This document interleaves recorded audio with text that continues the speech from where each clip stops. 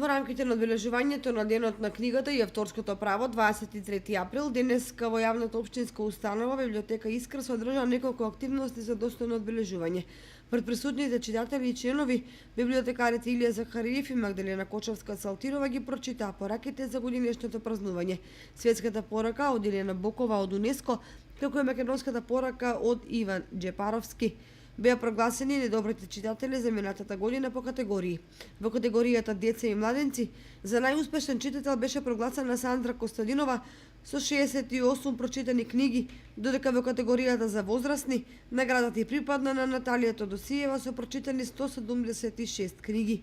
На денешната манифестација беше промовирана книгата 50 години литературен клуб Копнеш, во која се содржани творби на 54 автори на овој клуб од сите генерации.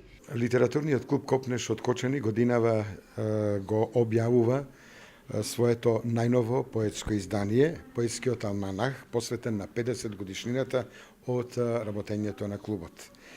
Иако овој алманах се подготвуваше подолги години, сепак еве во чест на денешниот ден истиот го промовираме.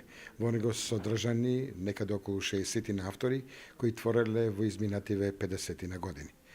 Околу растежот на Копнеш да кажам дека тоа е еден од најстарите литературни клубови во нашава држава, носител на бројни републички и сојузни награди, добитник на повеќе општински признанија, меѓу кои и наградата на општина Кочани од областа на културата.